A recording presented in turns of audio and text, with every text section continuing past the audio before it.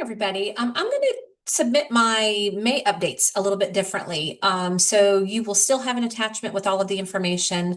But for our auditory learners, I thought that I would talk to you. And if that makes it a little bit easier, that's awesome. If my voice telling you all of the information while you're reading is annoying, then you can just click off the video and you can read it yourself. So I'm going to go ahead and share my screen. Here we go. And I will tell you that I am on about take 12. And so that's been about what my day has been like today. So the first one, I just want to talk to you about when you go into the SharePoint and you are getting forms off of SharePoint, you are using a link that we have sent you. Please just make sure that you are downloading whatever it is that we're giving you so that when you are typing on the form, it's not actually saving your information so that everybody can see it. So just remember to always download anything that you're getting from SharePoint or from a link that we send, and then you should be good to go. Second thing is just a little bit of information about what our contracts look like and why they look the way that they do and how they different from public school contracts. And so for those of you that have been around for a long time, this is going to be repetitive. But for those of you that are still a little bit confused, I hope it makes a little bit more sense, when I'm all done. So everybody has an academic contract, and that runs from August 16th to May 15th. We get a 10th month. And the reason why we have that is because of the school districts that we support. They don't align with SIU contracts. And so that 10th month allows us to start when they start, and it allows us to end a little bit closer to when they end. So half of the 10th month is August 1st to August 15th. We only schedule two things, sometimes one thing, but this year it's two things, and it will be on August 3rd and 4th. And so that will be the new staff orientation, CPR, first aid, and then also our all staff. The rest of those 2 weeks are your time to get yourselves ready, to get your classrooms ready for the children and the families that are coming your way. We want you to use your time in such a way that you are starting as close as you can to when the districts start, just so that we don't get ourselves in a jam, towards the end of the year. The second half of a 10th month is the May 16th to May 31st. We need that part because we have districts that are going beyond the May 15th cutoff. And so this year, most everybody's out. We have one One of our classrooms are still out there just due to some wonky things that happened to them, but they're almost done. But we really try to be respectful to the days that you are saying that the school district's done. So once the school district is done, we really try not to ask you to be a part of anything, come to meetings or do any of that. This time around, we had surplus that came around. We had some deliveries and we needed some help having people in different places. So when those things were happening, that they had, somebody there to help them in or show them what to get. So I just want you to remember that, because we are SIU employees, we are in contract through the entirety of the date range that are on our contracts. So for, the second half of that 10th month, we are technically on contract through the 31st of May. So again, we did have to ask some of you to help us out. We would never ask you when you are not on contract to do anything beyond your contract. But I know there was some question as to, am I required to do this? Do I have to do that? Or am I done really? And the answer is technically you're on contract. Again, we won't abuse that. But there were a few of you that we did have to ask, and that's just the way that the SIU contracts run. That is different than public school. They are paid for 180 days, and that's it. So they are not paid for breaks. So spring break, fall break, winter break, they're not getting paid for that. They're getting paid for the 180, probably 175 instructional days. And then, of course, they have their teacher in service days. So they're legit paid for a straight 180 days, and we are not. We are paid through the contract date that we are provided. So again, we will try not to never abuse that. And we really try not to have to ask you to do those things. But we do know that that did come up this time just because of the timing of the surplus deliveries and deliveries in themselves. The next section, number 3, is about SRECP swag. It's the logo shirts. And so the person that is doing these for us has t-shirts, hoodies, crew necks. She may have a hat, I'm not for sure. But it's going to be open until June 12th. So if you're interested in getting a different color of a shirt that you already have, or you'd like to get, a long sleeve instead of a t-shirt, please jump on there, get what you want. And then there is a delivery option. So it can come straight to you, I'm sure, with a little fee, or we can just pick them all up and we'll bring them to you at the all staff. But it will close on Friday, June 12th. And then, like I said, we'll deliver them if you don't want them delivered to you personally. We'll deliver them to the all staff, not to everybody's house. Um, the next one is something that we're really excited about, and we're going to take relatively slow because we want to do it right. We have been talking about trying to figure out a centralized enrollment process, electronic, to alleviate all of the work that you all have to do to give paperwork, collect paperwork, hunt families down, all of that, right? We know it's super, super time consuming. So this summer, we are going to use CDL as a pilot. So they have 20 kids. And we're going to practice with them because if there are any glitches or things that we have to kind of rethink, I want to do that with 20 kids and I don't want to have to do that with 800, right? So we're going to use CDL as our pilot. So what's going to happen is the forms that you guys turned in that gave us like your start dates and your orientation dates and all of that stuff, we're going to use that for when families call. Inevitably, we are bombarded with families that start to panic in July, usually. I don't know when I'm starting. I don't know when I'm doing this. I don't know when orientation is. I don't know what I need. So we're going to try to help you with all of that this summer. So we are going to mail out welcome letters and welcome back letters to all of the families that you put on the tentative enrollment list that you turned in to Mickey or myself. Okay. So we want them to know that, things are coming. Your teachers will reach out to you with new information. They've already talked to you before, school let out. But we're happy to have you. Here's some things that you could be working on while you're waiting. Okay. So we're going to take care of that for everybody who's on that list. We also asked you to indicate if you wanted us to mail out enrollment paperwork for all of the new kids that are coming. We also asked you to indicate if you wanted us to send out some of the paperwork that families have to update or review to your returners. And so if you marked those, we're going to send them out for you, right? Like you don't have to worry about it.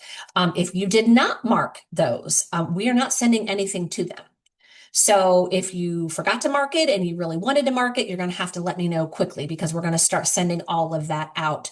But we're not going to send any paperwork to anybody other than the letter unless you indicated a need for that on those tentative enrollment lists. What we are going to ask from you is for those of you that are doing summer screenings, and basically everybody's got a summer screening planned. We are going to ask that you send families to us in terms of having them call the office and say that they are interested in a Ziegler screening or a West Frankfort screening or a Giant City screening, right? We're going to also pilot registration paperwork as a link. And so for any family that is interested in a summer screening, they are going to need to call the office and we are going to send them a screening link. And then that way, it's going to look basically like it always does for you. But we're going to handle all of that paperwork, right? So we're going to send the link out. They're going to submit the information.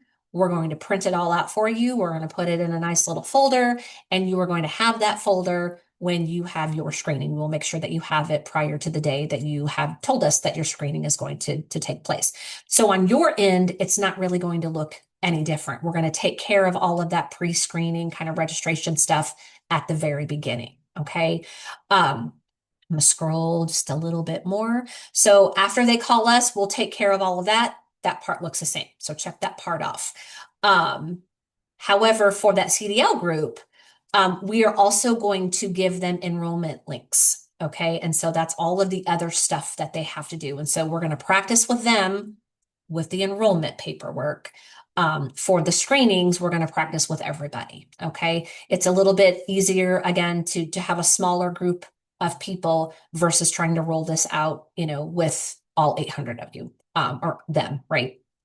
So we're going to take it very slow, but we're hoping that this is going to be something that you have the ability to take off your plate because, again, I know that hounding families and running after them is just so time consuming. Um, keep scrolling here. If you know that you have openings and you can give them your enrollment paperwork at the screening. So I would suggest if you could have some of those packets ready, we can make them here at the office. You don't have to print those off. But if you already know that they're going to be coming to you, you might as well just get them started. And because we really need to look at our enrollment this year, and the quicker that we can get these families what they need, the quicker they'll get enrolled. And that will ultimately help our enrollment numbers. I shared with you earlier this year, or I guess it was just the spring, that we were going to let you know all of the changes that were coming through the pike, in terms of like our paperwork or forms or whatever, because I do recognize that coming back August 4th and having, 25 different things presented to you, one, you're just trying to wrap your head around just being back. Two, we're telling you, this is new, that is new, whatever. And then you're so overwhelmed with all of the information, you go back to your classrooms and you're like, I don't even know what she said, right? So we're going to give that to you now so that you have time to look it over, process it, think about what questions you have. You do not have to wait until August 4th. You don't have to hold on to it to wait to ask your questions. If there's something on here that you're like, I don't quite understand that. You can always go back to this video and see if I explain it any better. If not, you can always reach out to me. I'm working all summer. Your coordinators are working all summer.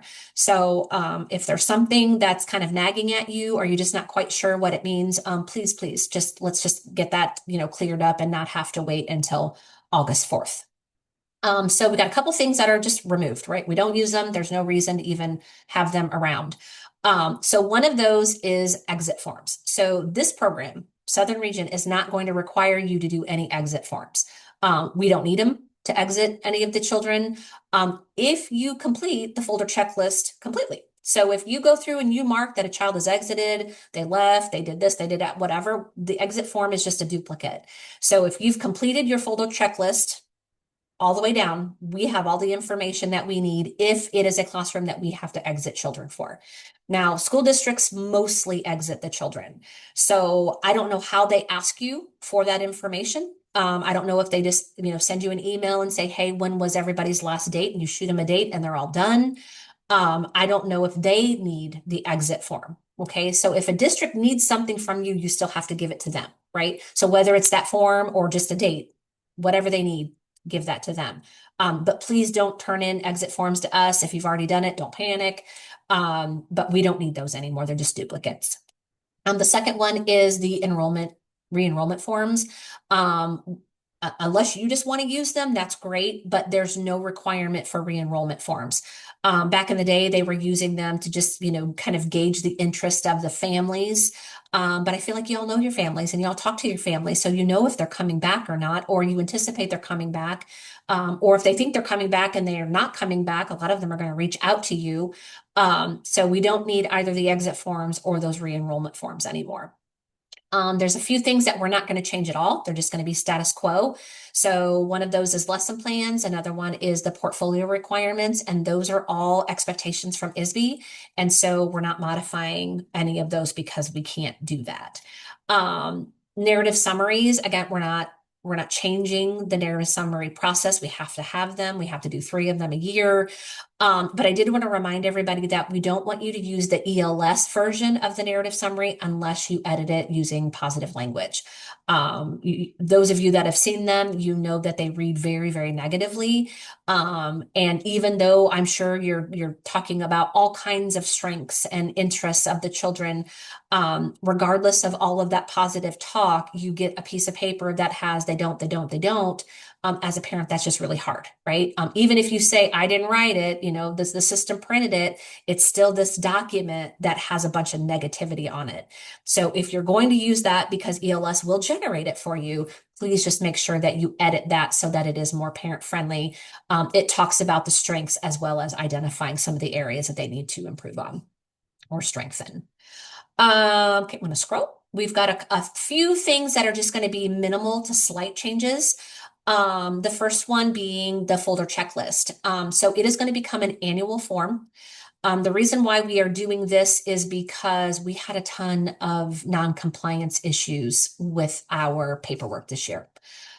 So we did that training at the PLC, and everybody was like, "What? We have these in folders." And yes, we actually had that stuff in folders. And so we don't want to have to deal with that anymore. We don't want to have to continue to write goals to ISB anymore. So we're going to modify what the folder checklist looks like. Same information. It basically tells you what you have to have. But we're going to do it, it's going to be a yearly form. And so what we're hoping is because it's constantly, you're looking at it and you're saying yes, yes, yes, yes, yes, that we're always going to be up to date. I know things happen. We missed a signature or we do whatever and we're going to get jammed on that. But hopefully the way that we've reformatted it will help us be a little bit more consistent with that. It's currently still being edited because we want it done right. We don't want to send that out to you, realize we missed something or didn't, think about something and then have to change it again. So we will get that to you really quickly, but we do want to make sure that it's right before we do that. What I want you to know about my child, the format has changed slightly, but the information is generally the same. So we do want all families to fill out the what I want you to know about my child. It gives them an opportunity to really talk more personally about their child. So the family interview is about, what are their medical issues or, things like that. And this form is really more about, what do their social skills look like? And actually we pulled some of the information off of the family interview and put it on here. So it was really not lost in that family interview, which seems like it's 4,000 pages long. This actually just lets them focus on their children, right? It also has a space at the bottom where the children get to be a part of this form, okay? And so we really, really are encouraging, and we would like for all of you to present this form to the families at orientation.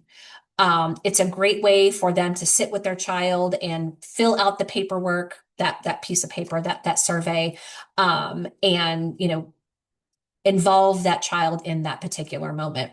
So offer this form at your orientations. Again, it gives the insights to the strengths and areas of growth that families feel their children have.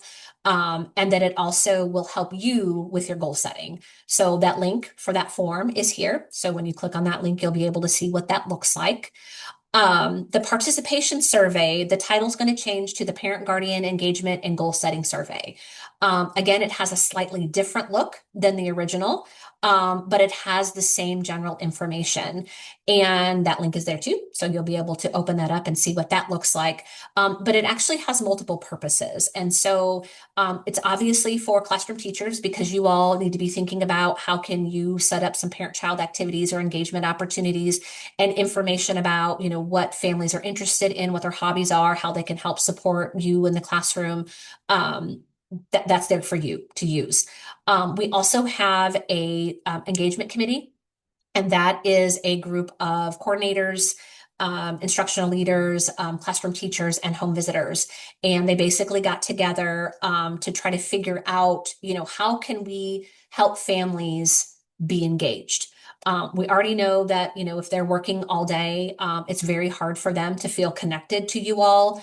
And then also with the state telling us that we can't, cancel class to have parent-child activities, it was much more of a challenge this year to be able to figure out how can we continue to engage our families without feeling the, overburdenness of like, what am I supposed to do? Have a bunch of evening events or Saturday events or whatever, which is not something that we're asking anybody to do. But this information is going to allow the engagement committee to basically create topics of interest to families. And if they are needing more information about friendship skills or problem solving or independence or autonomy, whatever, right? They're going to get together packets and they're going to be able to present those to you, and all you have to do is share them. Right. So there will be resources in there for them regarding a particular topic. There might be some activities in there. You guys are all going to get a book that relates to the topic. You can read the book. You can, do activities on the book. So it's an easy way to engage families without it being overburdensome to you all.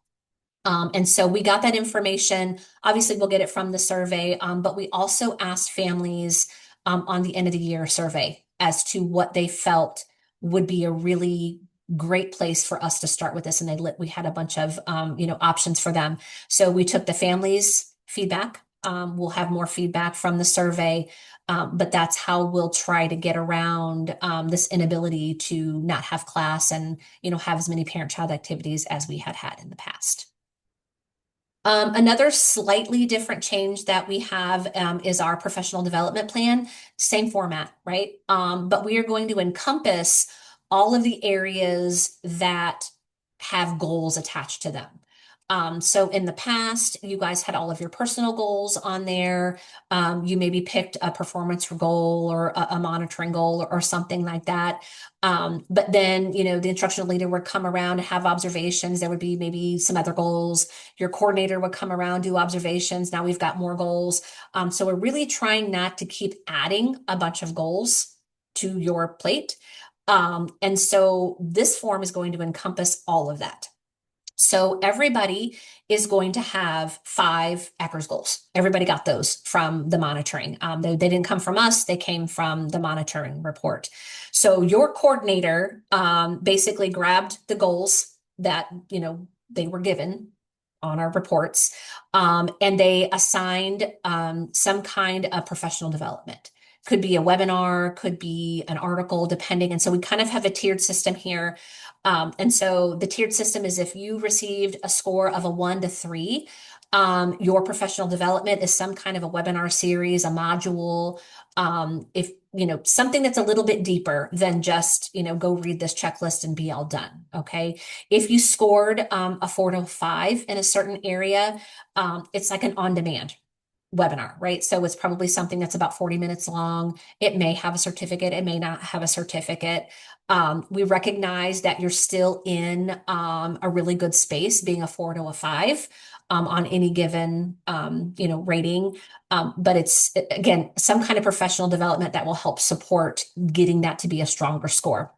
And then those of you that had a score of a 6 or a 7 on some of those indicators, those are articles. Again, so we're trying to make this a tiered process. So it's not super heavy, but the professional development is a requirement and it's not a requirement by us. We were instructed by ISB that every one of those goals had to have some kind of professional development attached. And so we tried to be very intentional about how we assigned those particular professional development aspects. Those are all going to be due by August 16th. So if you have summer days and you want to use some summertime to be able to do those, great. If you didn't take summertime, that's fine. You still have those, some time in August at the very beginning that you can try to get some of that done. But we do want all of those done by August 16th because at that point, basically everybody is back to school and we should be moving towards our goals. There may be a professional development in there that doesn't happen until like maybe October. So if we've got an on-demand, webinar, but it's not on demand until October, then of course yours wouldn't be due until, October. We're actually going to provide you time at the all staff to work on these. So it's nothing that you have to do this summer. We're not going to, give you a list at the, beginning of August and be like, here, go do all of these things. We're going to have a session at the all staff to be able to do this. And so if you think about, Eckers goals are classroom goals. Those are not individual goals. So you and your co-teacher will be able to sit together and create the strategies. And so this is the input that you're going to have towards your Eckers scores that you have. We're not going to dictate all of the things that you need to do in your classroom to address whatever the goal is. That's going to be something that you and your co-teacher get to decide. So you'll have time to be able to do that, and it will be those 5 Eckers goals. Okay. Now also recognize that once you complete your goal, so if your goal is, let's say, to create a list of questions and post them in your centers so that you have this visual to extend language. Once it's done, it's done. That's no longer a goal. You can mark that off as met. So as you're kind of thinking about these are not goals that you have to hold on to for an entire year. We hope you don't do that. And once you meet them, now you have one less goal. And then, so for some of these, once you get your poster up and you start using those questions, the goal is finished. Some of these are a little bit harder to get done really, really quickly. It may take time. You may have to, do some of your own observations, or you may have to have, your coordinator or instructional leader come in and say, am I doing this? Am I doing this right? Or, am I doing this to, meet whatever the goal was? So it may take a little bit longer, and that's totally fine. But do recognize that once the goal is met, we don't have to talk about the goal anymore. Okay, so there were some compliance goals that we had, and those were not based on the observations in the classroom, but those were really more about the paperwork and everything that you all had in your compliance binders. So there are 3 compliance goals that you could have. Okay, so if you had no non-compliant notifications, then you will not have any compliance goals. Okay, if you were indicated on our non-compliance list for those, then you would potentially have up to 3, no more than 3. But the coordinators, again, grabbed those goals off the compliance checklist, put those onto the professional development plan, and then you're just going to create the strategies again during the session at the all staff and decide how are you going to make that different? How are you going to strengthen that particular area? Again, once you do it, it's met, then it's all done. We don't have to talk about it anymore. And then 2 performance goals. And again, only if you have needs improvement or there are specific goals that you want to work on. Okay, so there could be some of you that only have 5 Eckers goals on your professional development plan. There are some of you that are going to have 5 Eckers goals, 2 compliance goals, and that's it. There are going to be some of you that have 5 Eckers goals, 3 compliance goals, 2 performance goals. It's completely independent. It just depends on what your scores were from the monitoring, and then if you had any needs improvement on your performance review. All right, let me scroll up a little bit here. The only section on your professional development plan that is individual is your performance review, obviously. Okay. So when you're working with your co-teacher and you're figuring out your Eckers, strategies or your compliance goal strategies, those are going to be the same potentially on both of your professional development plans, right? So, if it's we're both going to do this or we're both going to do that, that's great. It's going to be, you each have to have one, but you can have the same strategies on your professional development plan. But maybe not. Let's say one of you wants to go and type up all of those open-ended questions, and the other one of you wants to make them real pretty and put them up in the classroom. So you each would have different strategies, but they're both attending to the same goal. So they can be the same. They can be different depending on what that particular goal looks like and how that best fits you. However, if there are performance review goals, those are obviously very specific to you. And if you have a performance review goal, it is not going to show up on your co-teacher's plan, right? They're not going to know that you have performance review goals. You both know the compliance and the Eckers goals. You will not know if either one of you has any performance review goals. But you will have time to be able to provide your own strategies for those as well. And again, once they're done, they're done. We don't have to keep talking about them. All right, 165, 180-day calendar. So this is in the slightly different process because we are really trying to figure out how to not get in a jam when we start moving through our year. So it all, we always feel really great about our calendars until about January, February, and then, Snowmageddon comes and we've got, districts that don't do e-learning and we start to get into this like really big panic. Okay. So what we're going to do is your coordinators are going to actually complete the 165, 180-day calendar for you. But that is going to be based on the information that you shared with them. So like your start dates, your orientation dates and things like that, as well as what the school district calendar already has. So they're going to create that with your input and, obviously the input from the school district.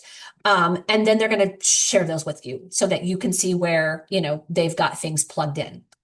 Um, what we are going to do, or what we're really trying to do, is that each classroom for every single month from it would be September to at least April, if not May, is going to get one teacher workday embedded for documentation and paperwork. Okay. Trying to get instructional leaders or, family support specialists to come in and be that person for you ends up being a nightmare because they end up having to go sub somewhere and then your day gets canceled and then they reschedule and then somebody's sick and they got to go cover and then your day gets scheduled or canceled again. And it's super frustrating for you. And I completely understand that. It's also frustrating for the person who understands that they keep canceling on you and knows that you're getting frustrated with them. So we're going to take them out of the equation and you're going to get a teacher workday every month. And then that is what it is, right? We're not going to reschedule those. We don't have to cancel those. They're going to be on your calendar. We're all done, right? So you are always going to be able to get that and you don't have to worry about something, being a conflict for that. We are also going to add one half day early dismissal for every single person from September to May. That gives you a little bit of extra time. And so if there's nothing else happening and you now have an early dismissal, kids come to the, to class for session, or if you're full day, they come until like 11 or whatever, they go home. And then the afternoon is another time for you to be able to get the work done that you need to get done. Those can also be used for, family engagement. If you are like, you know what, there's this really cool, thing happening down the street and we've not done a family engagement, I'd really like to use that and bring all of our families together and do those things. So you can use it for family engagement. You can use it for that documentation if you need to. It's also available if we were to have some kind of Southern region meeting, if something happened and we're like, we got to get together. It could potentially be that. We'll try not to do that.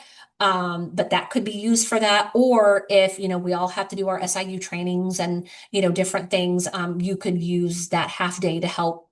So it's built in, right? It's built in to help support you. But it's nothing then that we have to then kind of be reactive to and like, oh gosh, we got to close the classroom because we've got to do this. Now we don't have to because we've already got it in there for you. So one teacher work day, one half day early dismissal day for all of you. So you will have those regardless. If for some reason, because we do know that something's going to happen, right? Like we would just be naive to think that everything is going to be perfect.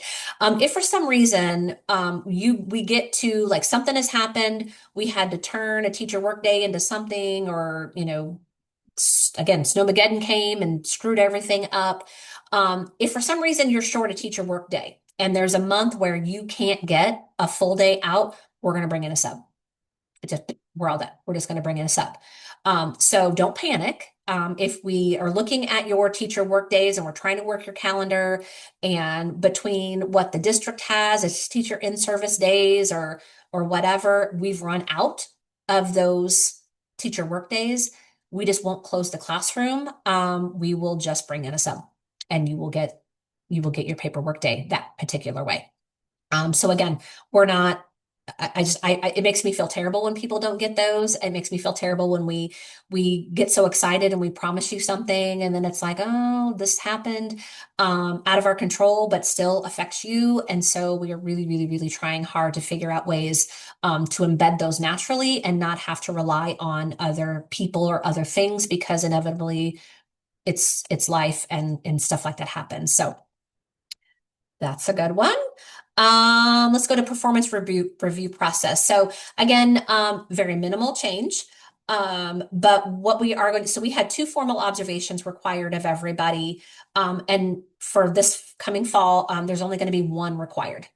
Okay. Um, there is a potential for one informal. If you are term staff, so that means that you are not yet continuing, and if there were any critical monitoring or performance for goal reviews. Let me say that again, performance review goals. And that would come from your coordinator. So if the coordinator is like, okay, this one's real tricky, I'm just going to do it informal, make sure we're cool on that, and then we're going to be all done. So everybody will get one formal. So that's where they come in and they set it up and like, I'm going to be here this day. I'm going to sit there for 2.5 hours, all of that. Like that's a requirement through the university. But the one informal is more of like a spot check. And again, term staff only, unless there was a critical monitoring or performance review goal, and then you would know about that ahead of time. Rubric format is going to stay the same. We are going to add some clarification indicators to try to make that a little bit easier. So again, the format itself is not changing, but we'll try to make that a little bit easier to read. Professional portfolio stays the same. If you are promoted through the NTT promotion process, you do not have to submit a professional portfolio. If not, then you will have to do that to help score those other two sections that aren't observable in the classroom. Okay, so we did have a couple things that are like either new or we're going to overhaul something that we already have. So the first one, you've already turned it in, right? You've already done it, and that's the tentative enrollment list that we asked you to submit after you had your child find screenings. So that's going to be a new form that you only have to submit after the child find screenings in the spring. And that's just to help us, again, contacting families with information over the summer. Okay, so that's one new one done this year already. Again, it's attached, but you've already seen it, so it's not new. But if you've not turned that in, please make sure that we have it because we can't help you with all of that paperwork stuff unless we have it. So if you haven't done that, please turn that in. Those important dates. So that was another little new form that we added at the end of the year, and that's the summer screening dates, your orientation dates, your start dates. So again, you've already turned it in. So it's all done for this year, and you only have to do that at the end of the year. And again, that's to help us help you so that when we get all of these families calling in the summer, we're not like having these panic phone calls to you like, oh my God, would you get a hold of these people? Because they keep calling the office. Growth tracker. So we all know how everybody loves that growth tracker. So we still have to use the growth tracker for our 3 collection periods. Okay. But we are going to just cut that sucker up. Okay. I want it to be more manageable for you. I want it to be meaningful for the families. And it does have to be consistent across the program. And so I've got Wendy on it, and we're going to go through, and you guys had given us feedback of the things that you felt were really important for families to know. And that's what we're going to have on it. So we're going to cut that down to be much more manageable. And so again, that's not finished yet. And so we'll have that to you shortly. But do understand that it's going to be much, much smaller. Remember that it can also be used as your narrative summary. Because you circle all of the things that a child is doing, you are indicating strengths, and the things that are not circled are areas of growth. It's all done. And so at the bottom, you're just writing a few sentences on how you're going to support the child in math, how you're going to support the child in science. So it's one less thing to have to do if you don't want to have to rewrite a bunch of narrative summaries. So again, we're going to cut it way down. Hopefully we can get it all, to a page or so. But then that would be a really great way to just check some things off, again, your plate, because you're already doing the form. We might as well just use it for 2 purposes and, call it a day. This last one is a program calendar. So we always give you a program calendar that has like due dates on it, right? Like, turn this in on this date and this is due and, all of that stuff. We feel like it's really important for you to have a program calendar that encompasses all of the things. So we have what we give you at the end of the year, make sure you turn this in, do that. We're going to give you one that talks about what is everything that you have to take care of at the beginning of the year, what is ongoing, so all of the due dates, and then what we need for the end of the year. And currently, those were all on different formats, right? And so we are coming together to create one program calendar, and it's going to have all of it on there. And so you literally have one place to go, and it'll be chronological, so you don't have to flip back and forth and, try to figure things out. And so we're actually working on that for you. And again, it's in the middle of being edited, but it's going to encompass, again, the entire year. And so it's not like we're sending out all of these random emails and different things. Like it's just going to be on the calendar, so to speak, and readily available to you. Okay, that's it.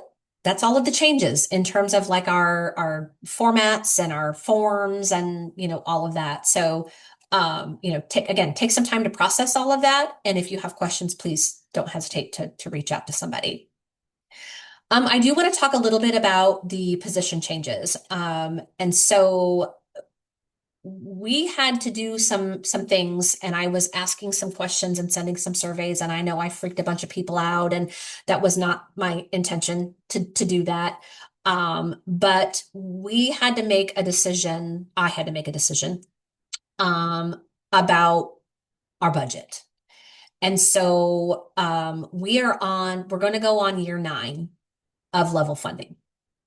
And so the state has not given us a dime since FY19. So 2018, we've not seen any more money. We all know that everything is more expensive. Salaries have gone up. Food costs more. Transportation is a joke. Gas, all of it, right? But with no money, we have to, we've just been, cutting back on expenses and expenses and expenses. And so I'm going to share some data with you when we come back in August about the cuts that I had to make to expenses. But within all of that, we really had to take a look at the positions that we had. And there was a big change that we had to make, and I had to, figure out how to make sure that the people who were involved were whole. But I also have a responsibility to the grant and to everybody who gets paid through the grant.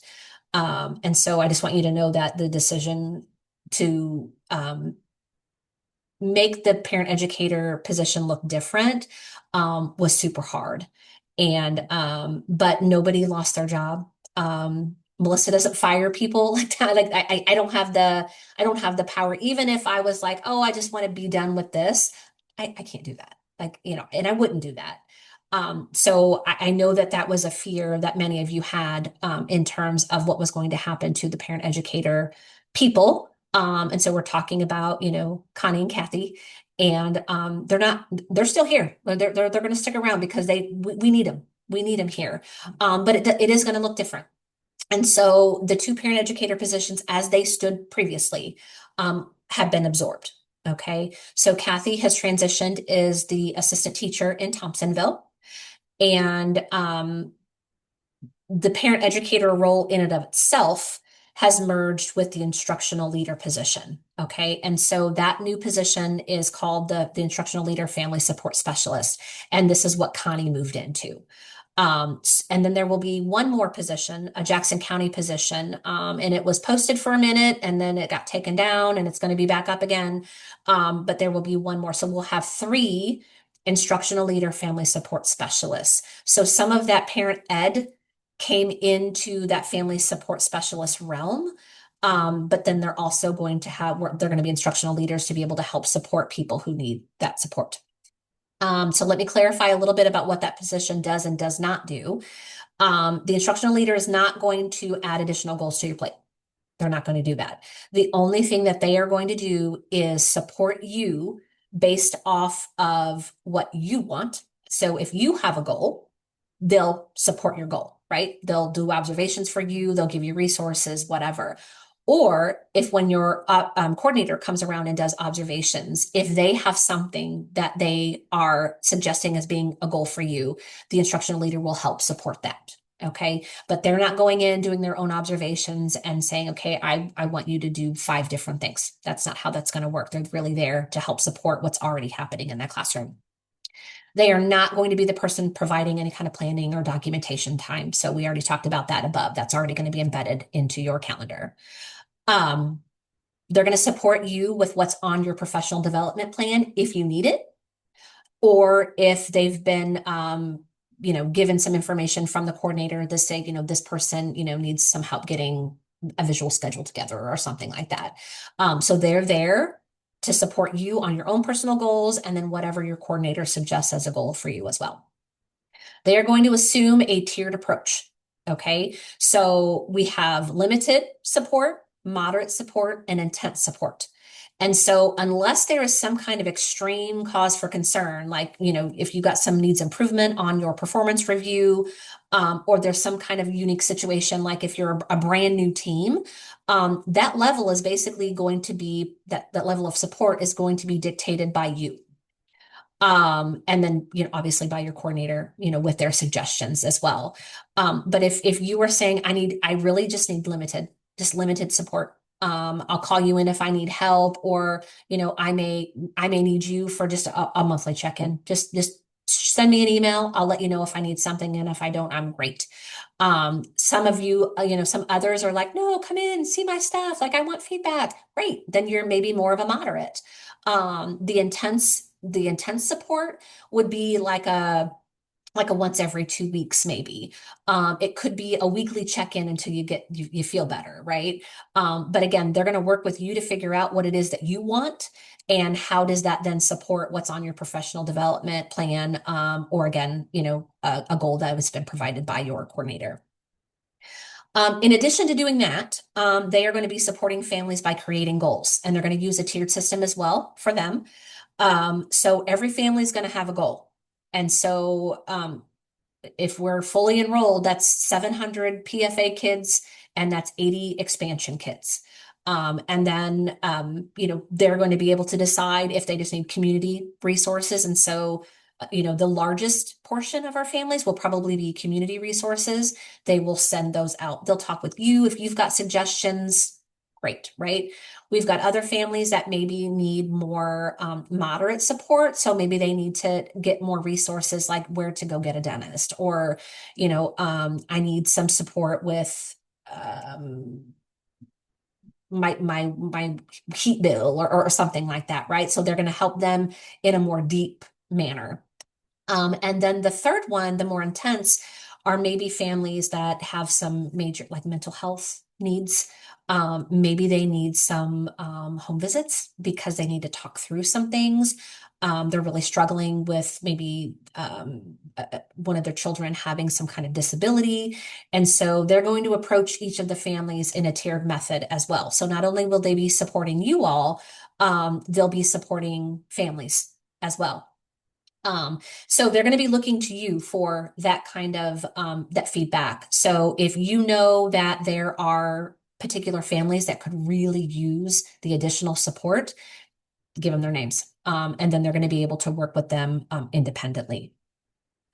And then they'll also be looking at what the families filled out on that parent guardian engagement goal setting form, as to kind of figuring out where they fall on that tiered system. They're going to create and implement family workshops. So they're looking at about 3 to 4 per year.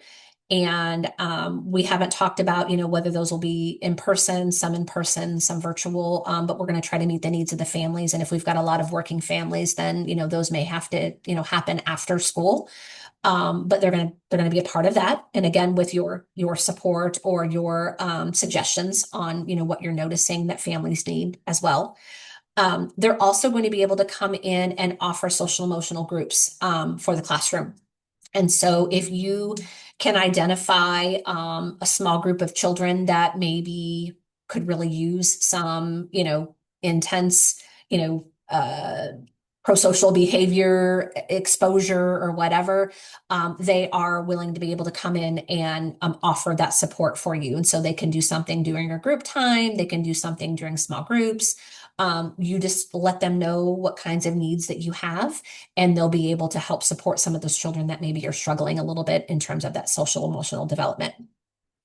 And then they're also going to be providing regular screening and registration days. And so as we kind of roll out what we're doing, if we're going to be able to do the electronic system, there may be families that need support with that, and they're going to be able to help assist with that. And so, they may have say I'm going to be at the Benton Library, and, these groups of people can come over and we can help you get your paperwork taken care of.